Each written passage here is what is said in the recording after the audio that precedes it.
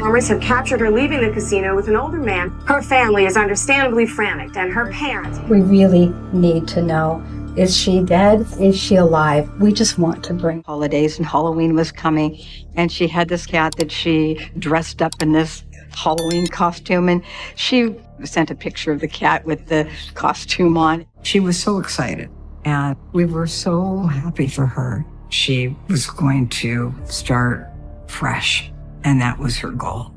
This is the last known footage of Christie Wilson, our 27-year-old woman whose life, filled with promise and excitement, was tragically cut short. The scene unfolds in the bustling environment of Thunder Valley Casino, where Christie had become a regular. As a seasoned blackjack player, she was well-versed in the art of counting cards. What seemed like an ordinary evening at the casino would soon unravel into a nightmare. Christie, always analytical and sharp, had been making a name for herself at the blackjack tables. A quick thinker with a knack for numbers, she earned significant amounts of money, sometimes upwards of $5,000 a night. It was a passion that went beyond just gambling. It was a game of skill and strategy for Christie. Blackjack wasn't just a game for her.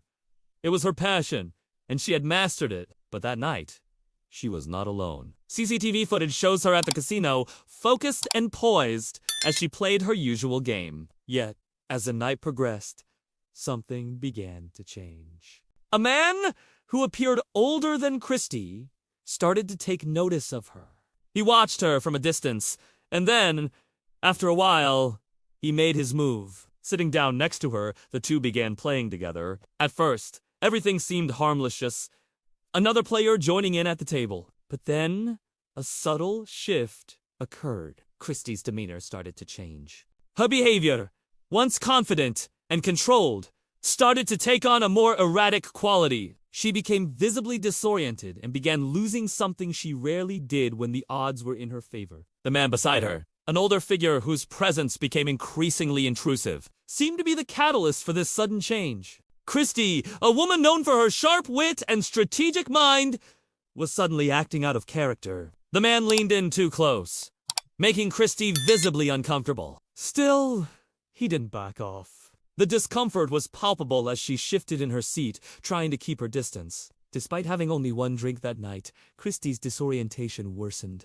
What she didn't know, however, was that her drink had been spiked. One that would lead to a series of events that would change everything. As the hours passed, Christie's behavior continued to deteriorate. By the time she left the table, it was clear that something was wrong. She seemed off balance, her movements unsteady, her expressions distant. In the parking lot, security cameras captured the unsettling moment when the man grabbed her, and despite her attempts to push him away, he refused to let go. This was not just any man. The person following Christie that night had a history of abduction, violence, and murder. What Christie didn't realize in that moment was that this man, Mario Garcia, had already claimed victims before her. Christie Wilson disappeared that night, and with her disappearance came a whirlwind of grief, confusion, and an unrelenting search for answers. A mother's desperation. Christie's mother, Debbie, was beside herself with worry. She had just spoken to her daughter a few days prior.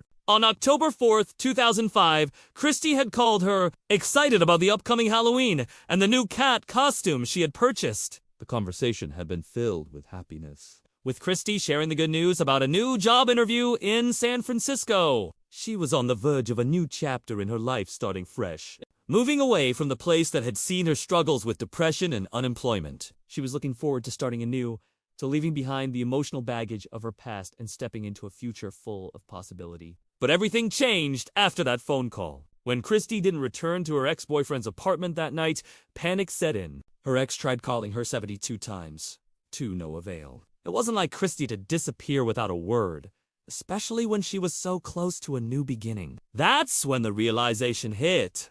Something was terribly wrong. On October 6th, 2 days after Christie's disappearance, Debbie and her husband received the phone call that would change their lives forever. Christie had gone to Thunder Valley Casino, and that was the last anyone had seen of her. Desperate for answers, Debbie immediately tried to file a missing persons report. But the police, at first, were reluctant to take action. After all, Christie was an adult. and adults could go missing by choice. The police needed more than just a gut feeling. They needed proof that Christie hadn't left of her own accord.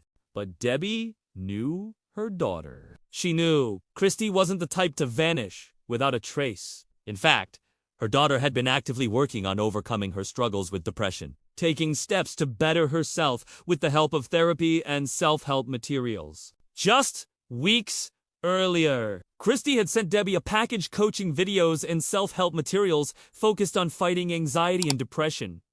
She wasn't just sitting idly by. She was actively trying to improve her life. Among the personal belongings found in her apartment, Debbie found something else.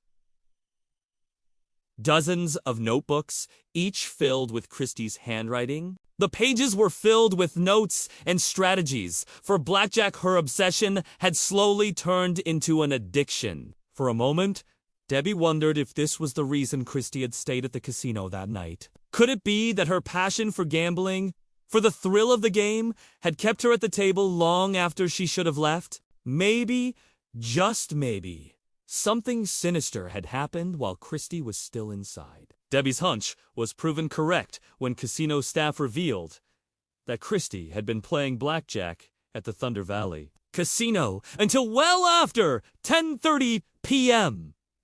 But that wasn't all. As the casino reviewed the surveillance footage, they noticed something disturbing. Christie was being followed by an older man who had appeared to be lingering around the casino floor, watching her every move. Over the course of the night, the man sat at different blackjack tables, always close to Christie, until, eventually, she sat down next to him. At first, everything seemed innocent enough. He was friendly, congratulating her when she won, patting her on the back. But then, the footage became more troubling. Christie's behavior began to change. She started losing something she never did. She appeared increasingly disoriented, physically stiff, as though she was being controlled by something other than herself. As the night wore on, the man's behavior became more intrusive. He moved closer to Christie, wrapping his arms around her, touching her legs in ways that were uncomfortable. By 11 p.m.,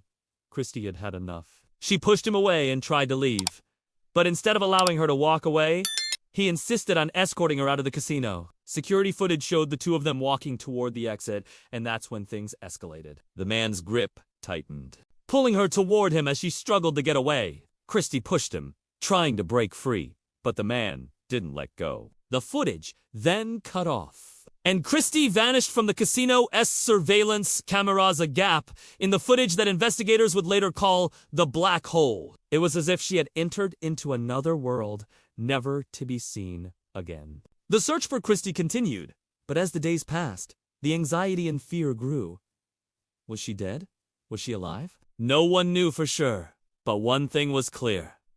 The man who had followed her that night was connected to her disappearance. His name was Mario Garcia. And what the investigators didn't yet know was that this was far from the first time he had done something like this. As days passed with no sign of Christie, the search for answers intensified. The footage from Thunder Valley Casino, although disturbing, was the only lead investigators had. The black hole in the footage, the moment when Christie vanished from the camera's view, was both a mystery and a terrifying clue. What had happened in those few minutes? Had she been taken against her will? Or had something else transpired? The uncertainty was unbearable, and Debbie, Christie's mother, refused to let the authorities rest until the truth was uncovered. Debbie knew her daughter better than anyone, and she was certain that Christie wasn't the type to simply disappear. Christie had been making strides to improve her life. She was finally looking forward to a fresh start, moving away to San Francisco for a new job. It wasn't like her to leave without a word. Even though the police had initially been reluctant to investigate fully, Debbie was determined to find her daughter no matter what it took. She began following up on the casino's surveillance footage, scrutinizing every detail. The man who had been following Christie, the one who had sat with her at the blackjack table, the one who had grown increasingly intrusive, had to be connected to her disappearance. His name was Mario Garcia, a man with no prior criminal history. On the surface, he was a well-respected member of the community. A husband, a father, and a local soccer coach.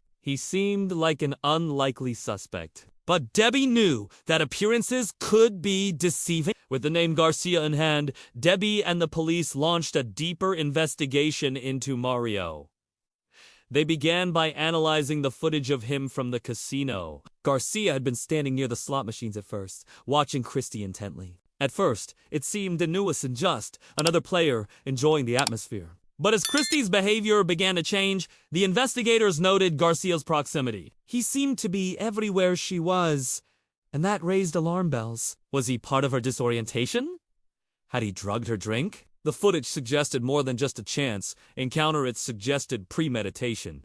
The investigators found that Garcia had checked into a slot machine under his name, something that tied him to the casino on the night of Christie's disappearance. This was an important discovery. It meant that Garcia was not just a random stranger, but someone with clear intent. He had been watching Christie closely, and when she became disoriented, he pounced. Yet, when the police tried to find Garcia at his home, they were met with resistance. His family, who had been supportive of him throughout the years, refused to believe that Mario was involved in anything criminal. His wife insisted that he couldn't have been the one to harm Christie. He was a good man, a loving husband, and a devoted father. She couldn't fathom that the man she had married could have done something so vile. But Debbie wasn't fooled. She knew that someone had the answers and she was going to find them. The past that haunts Mario Garcia. As investigators dug deeper into Mario Garcia's past, they uncovered a chilling history of violence that had been hidden beneath the surface. While Garcia presented himself as a family man, the police discovered that he had been involved in several disturbing incidents over the years. His criminal record, though relatively minor, was only the tip of the iceberg. In her interviews with the police, Wendy Ward, a woman who had once been in a relationship with Garcia, shared a story that would shake investigators to their core. Wendy had dated Garcia when she was in her mid-20s, and she recalled how he seemed like a compassionate and caring boyfriend at first. But over time, Garcia's true nature revealed itself. He had an extreme violent side, one that would eventually escalate to terrifying levels. Wendy described how Garcia had physically assaulted her on several occasions, even going so far as to choke her during an argument. But the real horror came when Wendy tried to leave him. She attempted to end the relationship, but Garcia retaliated with an unthinkable act of violence. He kidnapped her in broad daylight, dragged her into his car, and sexually assaulted her. She fought for her life, scratching and clawing at him. But it was clear that Garcia was not going to let her go as Ellie. What followed was even worse. Garcia pulled out a gun and threatened to kill her. He held the gun to her head and pulled the trigger, but the gun wasn't loaded. He continued to torment Wendy, holding the gun to her mouth and threatening to end her life. It wasn't until Garcia's actions became too much for her to bear that Wendy was able to break free. She reported the incident to the authorities, but despite the severity of the abuse, Garcia was only charged with a misdemeanor and given probation. The legal system had failed Wendy, and Garcia had managed to escape the consequences of his actions. But the story didn't end there. Wendy's traumatic experience wasn't the only dark chapter in Mario Garcia's life. After the assault, Wendy learned of another woman named Lynette Smith, who had also been involved with Garcia. Lynette had been pregnant with Garcia's child when she decided to leave him. After enduring months of emotional and physical abuse, she finally made the decision to leave him behind, but Garcia couldn't accept it. On Christmas Eve of 1979, Garcia and Lynette got into an argument at a family dinner. Lynette had decided to end their relationship, and when she told him she wouldn't keep the baby, Garcia's temper flared. Later that night, as they drove home, something happened that would forever change the lives of those involved. The car in which Lynette, her mother, and Garcia were riding suddenly sped off the road and plunged into the Oakland estuary, while Garcia managed to survive. Lynette and her mother drowned. Garcia claimed that he wasn't driving and had no memory of the accident. However, no one believed him. His refusal to take responsibility for the deaths of Lynette and her mother raised serious doubts about his character. He was never charged in their deaths, but investigators were beginning to see a disturbing pattern of violent behavior. Wendy's connection to the case would prove invaluable, as she spoke to the police about her own violent history with Garcia. She revealed that she had learned of the deaths of Lynette and her mother through a mutual acquaintance. She shared this information with the police, and it was clear that Garcia's past was far darker than anyone had imagined. The search for Christie. a mother's determination despite the mounting evidence against Garcia. The police still faced a major hurdle.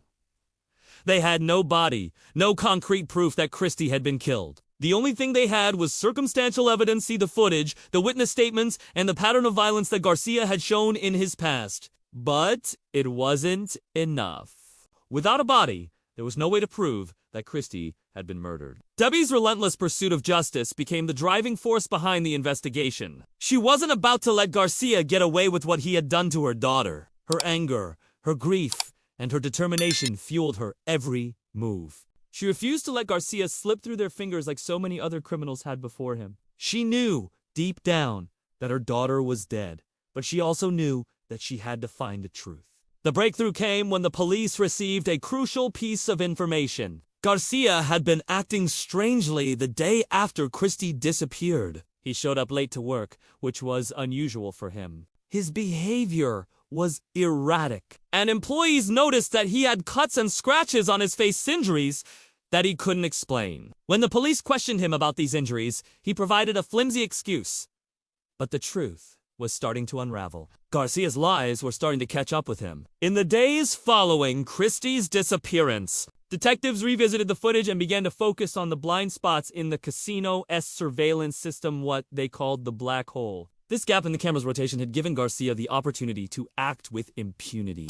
He had parked his car in a location that was barely visible to the cameras, a decision that seemed too deliberate to be a coincidence. But it was a mistake, one that would ultimately lead to his downfall. As the investigation continued to unfold, the police grew more certain that Mario Garcia was responsible for the disappearance of Christie Wilson. However, without concrete evidence such as a body or a weapon, proving the case in court would be an uphill battle. Debbie and Patrick Boyd, Christie's parents, were devastated, but they refused to let Garcia escape justice. Every moment of the investigation, every twist and turn, brought them closer to the truth, but the question still loomed large.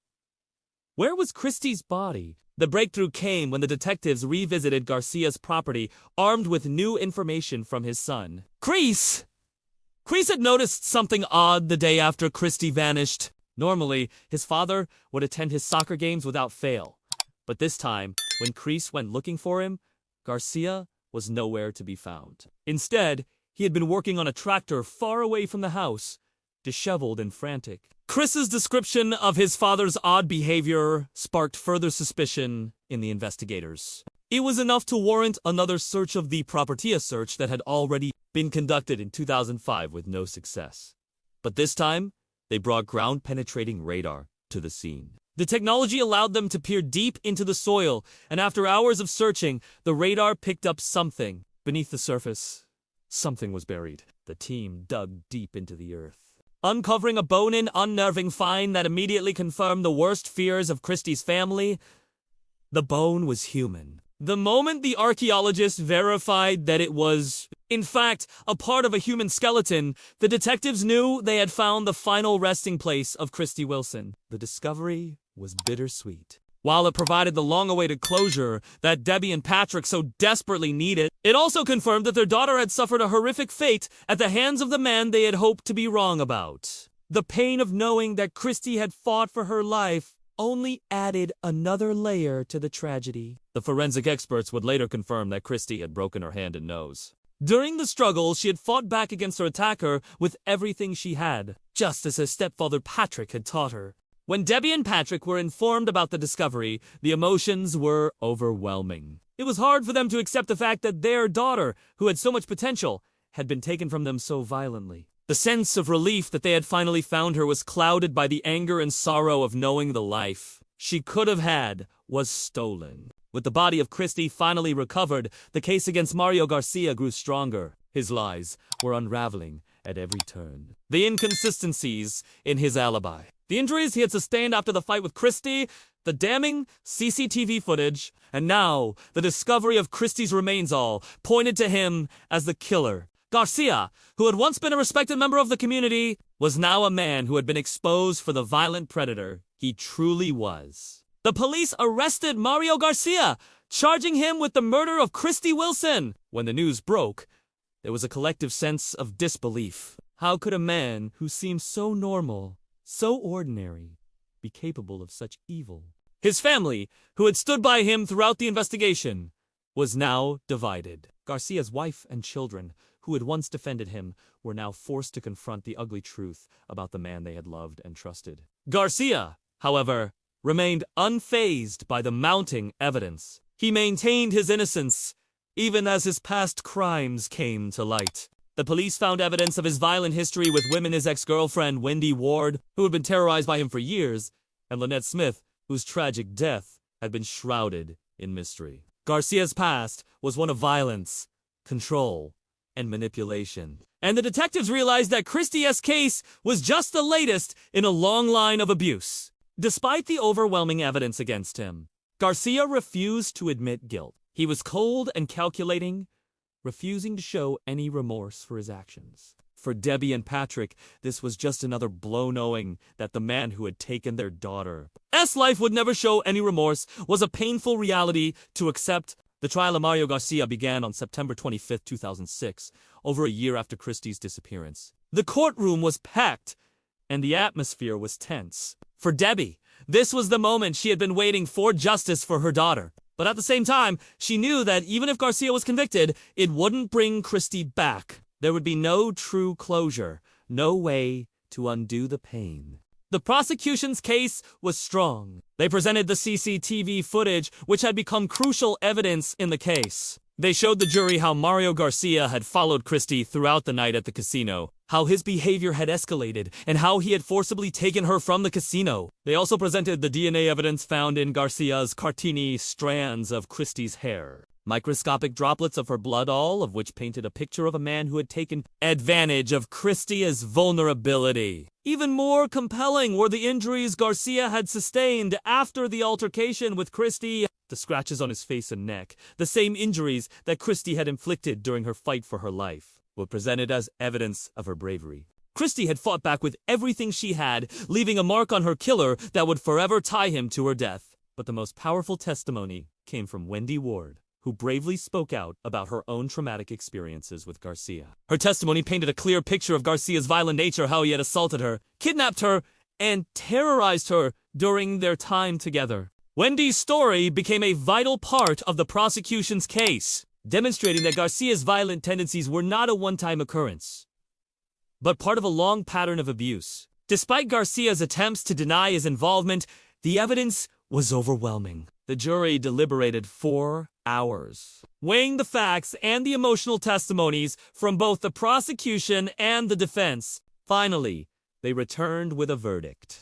We, the jury in the above, entitled action, find the defendant, Mario Flavio Garcia, guilty of a violation. The courtroom was filled with emotion as the verdict was read. Debbie, Patrick, and their family members embraced each other in tears. It was a moment of relief, but it was also a bittersweet victory. While Garcia's conviction brought a sense of justice, it could never bring Christie back. Mario Garcia was sentenced to 59 years in prison, a sentence that reflected the severity of his crimes. The judge acknowledged the violence Garcia had inflicted on his victims and the long-lasting damage he had caused. His sentence was a result of his previous convictions, including the assault on Wendy and the death of Lynette Smith, which had now come to light during the trial. Even after the conviction, Debbie knew that justice had only been partially served. Christie's body had been found, but the trauma of her loss would never go away. The pain of losing a child is something no parent should ever endure. But for Debbie, it was a pain she would carry with her for the rest of her life. In the years following the trial, Debbie remained an advocate for victims of violence. She campaigned tirelessly for the rights of women and children, determined to ensure that other families would not have to experience the same grief she had endured. Through her pain, Debbie found purpose, becoming a beacon of hope for those who had suffered at the hands of violent criminals. And although the journey to justice had been long and arduous, Debbie could finally begin to heal. On the anniversary of Christie's death, she had her daughter's remains cremated, allowing her to finally lay Christie to rest. The peace that Debbie had been searching for had come, though it came at an unimaginable cost. As she sat with her family and friends at a memorial service for Christie, Debbie reflected on the legacy her daughter had left behind. Christie was more than just a victim. She was a smart, talented, and vibrant young woman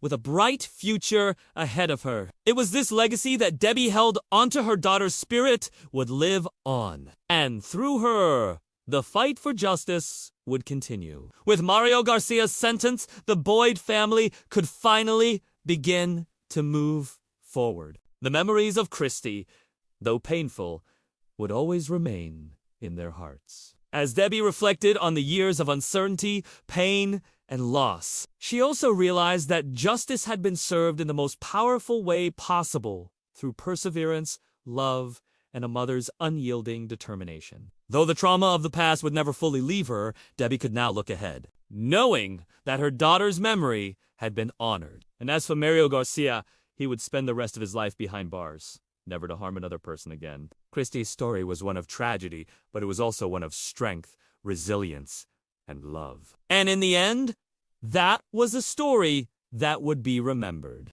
Thank you for joining us through this heartbreaking yet powerful journey into the case of Christie Wilson and her mother Debbie's unwavering fight for justice. Thank you again for watching, and stay tuned for more true crime stories that inspire, educate, and remind us of the strength of the human spirit.